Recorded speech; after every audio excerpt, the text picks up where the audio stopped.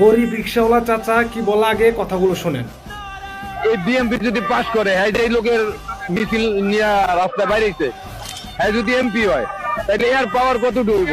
আর এর পাওয়ার হইলে পাওয়ারের আগে আমার রিক্সা ভাড়া মারছে, পাওয়ারে আইলে এখন আমাদের মহল্লার কথা আমি বলি।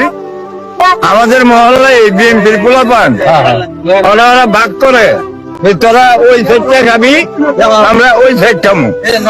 আমাদের মহল্লায় একটা বউ বাজার আছে, শাক পাতা বিক্রি করে মহিলারা। ওরা আগে আওয়ামী লীগ ক্ষমতায় থাকতে চাঁদা দিত 50 টাকা, আর এখন বিএনপির পোলাপানে চাঁদা নেই 100 টাকা। শাক পাতা বিক্রি করে মহিলারা, আলোক তো আইন নেয় না। ওরা চাঁদা নেয় আবার বইলা যায়, কারো কাছে করলাম বলবি না যে আমরা যে টাকা নিয়েছি, জিগাইলে কবি যে না আমরা কোনো টাকা পয়সা দেই না, এটা বলে আবার এটা বইলা টাকা নিয়ে যায়।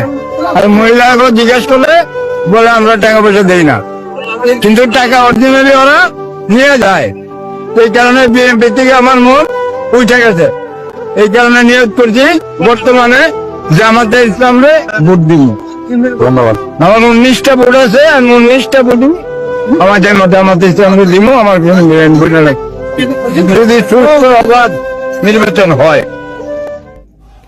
কথাগুলো তো আপনারা সবাই শুনলেন। একজন গরিব রিক্সা চালক, সে সারাদিন কষ্ট করে ইনকাম করে কত টাকাই পায়। তার এলাকার নেতা, তার বিএনপির নেতা, সেই রিক্সা করে এসে তার ভাড়াটা পর্যন্ত দেয় না। সে এখন এইটারই কষ্টই বলতেছে, তারা এখনো ক্ষমতাতে আসে নাই, এখনই তারা ভাড়া দিতেছে না। আর ক্ষমতাতে আসলে তারা কি করবে? আবার এই যে দেখুন, উনি শাক বিক্রি করে, ফুটপাতে বসে শাক বিক্রি করে। এদের থেকে এই বিএমপিরা নিত 50 টাকা করে, এরা এসে 100 টাকা। এখনো তারা ক্ষমতাতে আসে নাই, এখনই 100 টাকা করে তারা চাঁদা নিয়ে যায়। কেন ভাই? দেশটা কি এতই মগর মগলুক হয়ে গেছে?